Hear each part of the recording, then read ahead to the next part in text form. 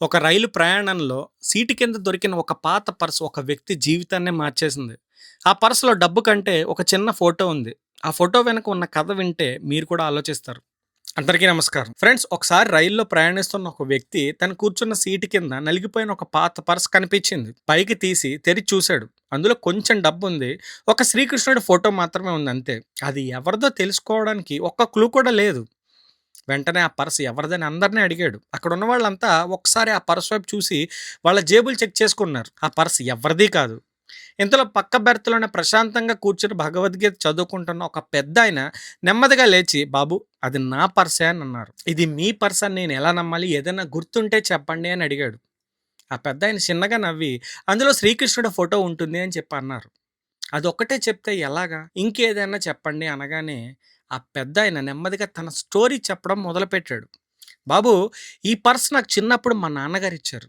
అప్పుడు నాకు అమ్మ, నాన్న అంటే చాలా ప్రాణం. ఎంతో ఇష్టం. అందుకే వాళ్ళ ఫోటోని నేను పర్స్‌లో పెట్టుకునేవాడిని. కొన్ని సంవత్సరాలు గడిచాయి. అప్పుడు నేను చాలా అందంగా ఉంటానని అనిపించింది.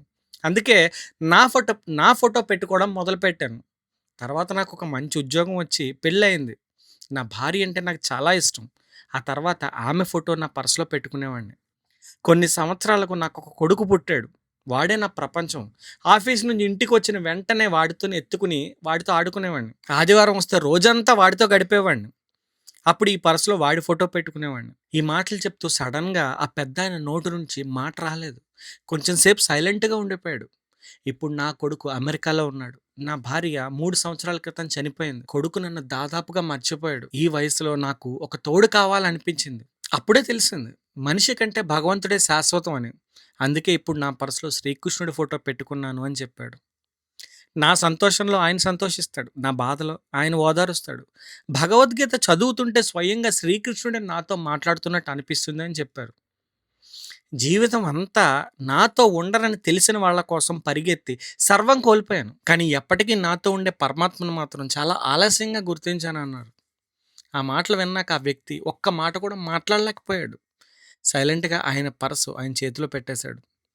కొద్దిసేపటికి ఆ రైలు నెక్స్ట్ స్టేషన్ వచ్చింది.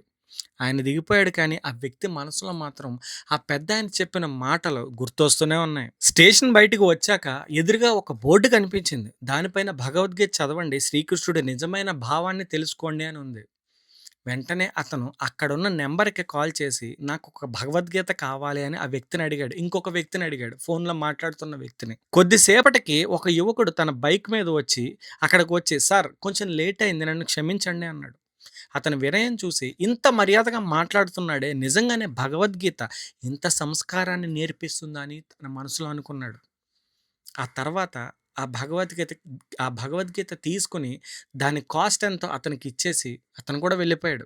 ఫ్రెండ్స్, ఈ కథలో మనందరం గుర్తుపెట్టుకోవాల్సిన ఒక గొప్ప మెసేజ్ ఉంది. చిన్నప్పుడు మన ప్రపంచం అమ్మా, నాన్న. ఇంకొంచెం పెద్దయ్యాక ఫ్రెండ్స్. ఆ తర్వాత భార్య, భర్త లేదా పిల్లలు. ఇలా జీవితంలో మనుషులు మారుతూనే ఉంటారు. కొంతమంది కాలంతో పాటు దూరమవుతారు. ఇంకొంతమంది పరిస్థితుల వల్ల మనల్ని విడిచిపెట్టి వెళ్ళిపోతారు. ఇది జీవితంలో సహజం. కానీ ఎన్ని పరిస్థితులు మారినా, ఎన్ని మనుషులు నీ లైఫ్‌లోకి వచ్చినా లేదా వెళ్ళిపోయినా, మనతో ఎప్పుడూ ఉండేది భగవంతుడు మాత్రమే. అందుకే మన జీవితంలో ఉన్న వాళ్ళని ప్రేమించండి. అమ్మానాన్నలని గౌరవించండి. కుటుంబానికి టైం ఇవ్వండి. అలాగే రోజుకొక 5 నిమిషాలైనా కానీ భగవద్గీత చదవడానికి ప్రయత్నం చేయండి. మొదటిసారి మీకేం అర్థం కాకపోవచ్చు. మళ్ళీ చదవండి. అప్పుడు కూడా అర్థం కాకపోతే మళ్ళీ చదవండి. ఎందుకంటే, "అనగననగ రాగమతిశయిల్చునుండు తినగ తినగ వేము తియ్యనుండు సాధనముల పనులు సమకూరు ధరలోన విశ్వదాభిరామ వినురవేమ" అని వేమన శతకం. ఒక పాట మళ్ళీ మళ్ళీ పాడితేనే అది చాలా బాగా వినిపిస్తుంది. అలాగే వేప కూడా మొదట్లో చేదుగా ఉన్న తినగా తినగా తియ్యగా అనిపిస్తుంది. ఫ్రెండ్స్, భగవద్గీత కూడా అంతే. నీకు మొదట్లో అర్థం కాకపోయినా చదవగా చదవగా దీనిలో ఉన్న మంచి నీ మనసుపై ఖచ్చితంగా మంచి ప్రభావం చూపిస్తుంది. ఇదొక పుస్తకం మాత్రమే కాదు. జీవితంలో ఏ పరిస్థితి వచ్చినా ఎలా నిలబడాలో చెప్పే గైడ్.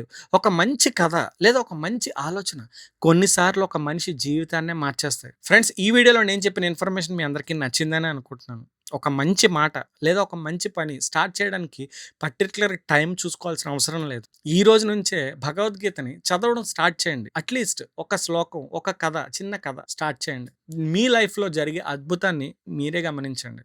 ఇంకొక ఇంట్రెస్టింగ్ అండ్ ఇన్ఫర్మేటివ్ వీడియోతో మళ్ళీ కలుసుకుందాం. అంతవరకు జై శ్రీరామ్.